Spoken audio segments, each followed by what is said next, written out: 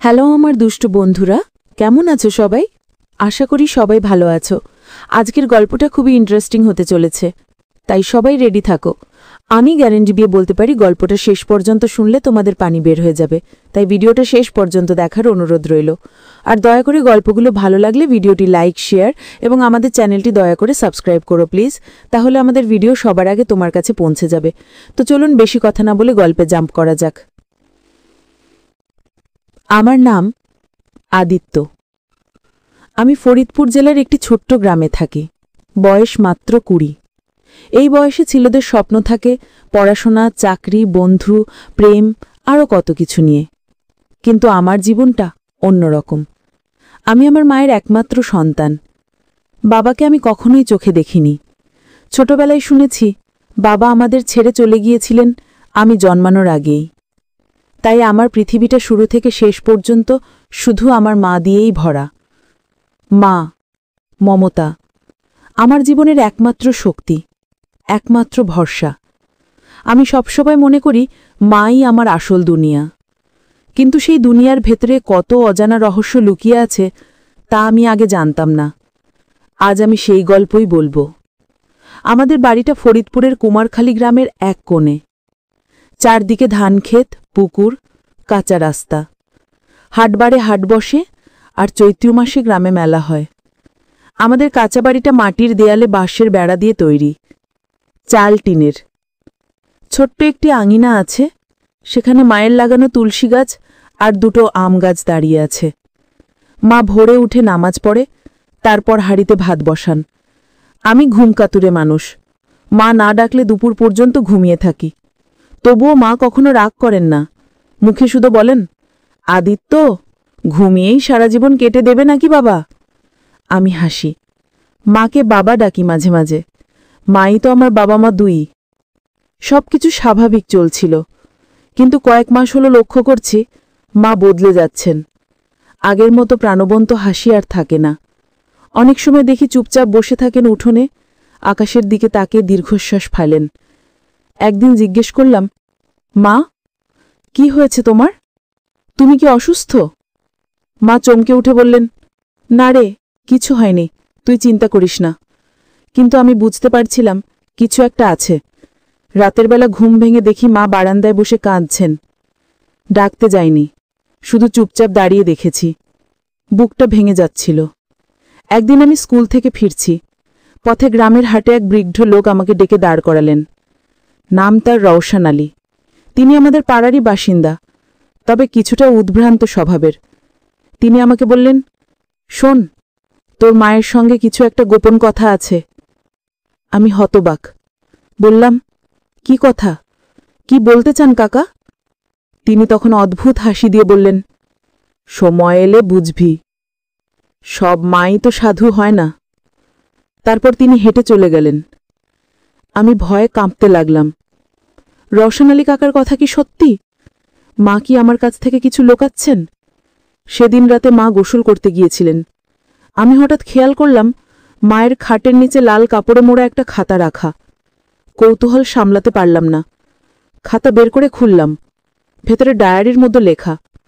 প্রথম পাতায় লেখা, প্রভু, তুমি জানো আমি অপরাধী, কিন্তু এই অপরাধ আমার নয়, সময়ের। আমি থমকে গেলাম। কি অপরাধের কথা লিখেছেন মা? পাতা উল্টাতে উল্টাতে পড়তে লাগলাম। সেখানে অনেক কষ্টের গল্প। মা লিখেছেন কিভাবে তিনি সমাজের চোখে দোষী হয়েছিলেন, কিভাবে একা একা সন্তান বড় করেছেন, কত অপমান সহ্য করেছেন।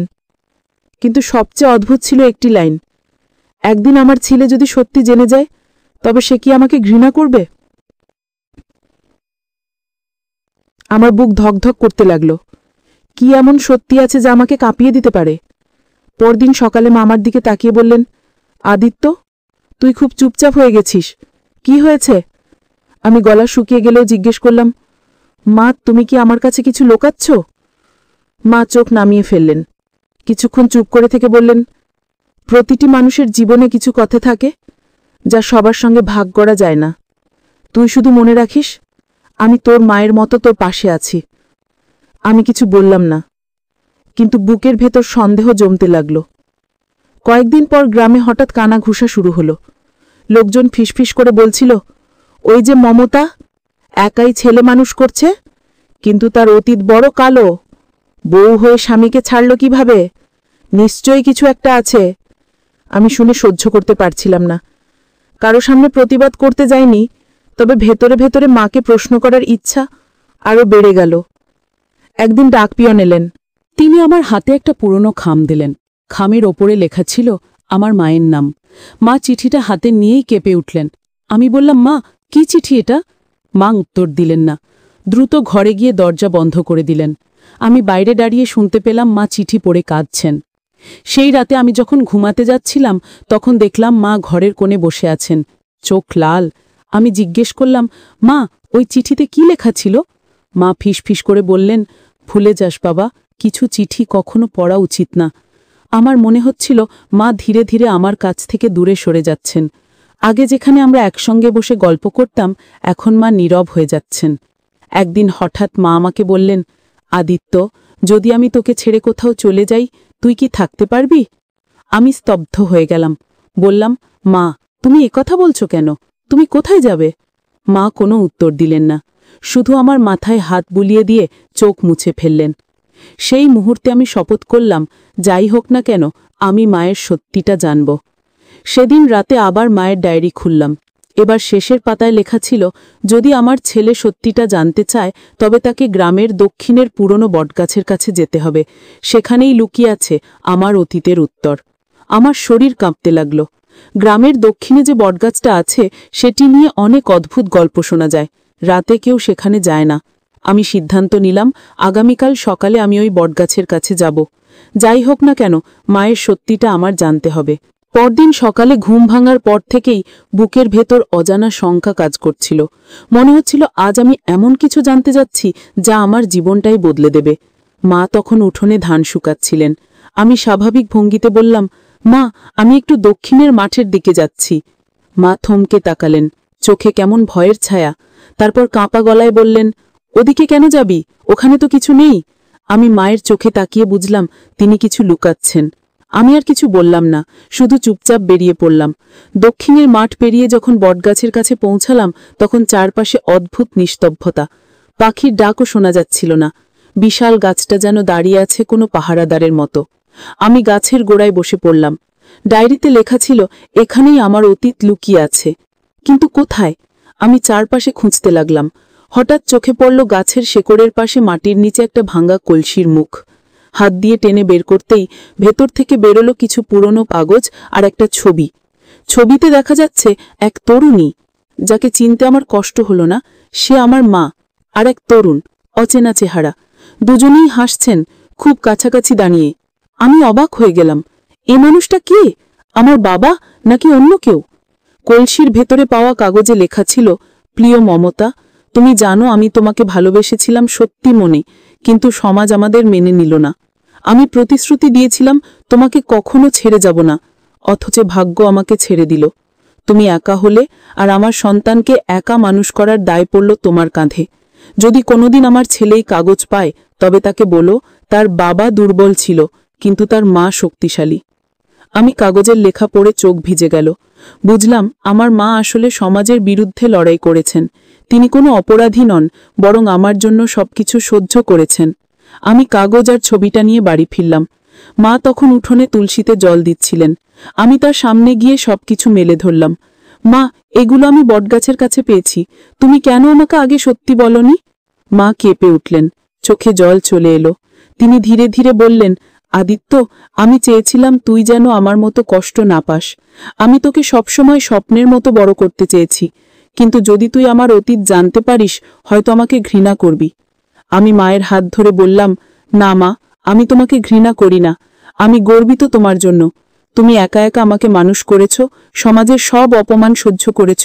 এটাই আমার কাছে সবচেয়ে বড় সাহস। মা তখন আমাকে বুকে টেনে নিলেন। আমাদের দুজনের কান্না মিশে গেল। কিন্তু সমস্যা এখানেই শেষ হলো না। কয়েকদিন পর গ্রামে গুজব ছড়িয়ে পড়ল যে আমি বটগাছ থেকে কিছু পেয়েছি। রৌশন আলী কাকা আবারও মানুষের সামনে বলতে লাগলেন, দেখো, বলেছিলাম না ও মমতার অতীত ভালো না। মানুষজন নানা কথা বলতে লাগল। আমি তখন দাঁড়িয়ে সবার সামনে চিৎকার করে বললাম, আমার মা কোনো অপরাধী নন। তিনি সমাজের ভয়ে লুকিয়েছিলেন সত্যি। আমার বাবা তাকে ছেড়ে চলে গিয়েছিল, তবুও মা একা একা লড়াই করেছেন। যদি অপরাধী খুঁজতে চান তবে সে আমার বাবা, আমার মা নয়। সবার মুখ বন্ধ হয়ে গেল, অনেকে মাথা নিচু করে নিল। সেই রাতের পর থেকে আমি আর মায়ের সম্পর্ক যেন নতুন করে গড়ে উঠল। আগে যে সন্দেহ অবিশ্বাস ছিল সব ভেঙে গেল। এখন প্রতিটি কথায় মায়ের শক্তি আমাকে অনুপ্রাণিত করত।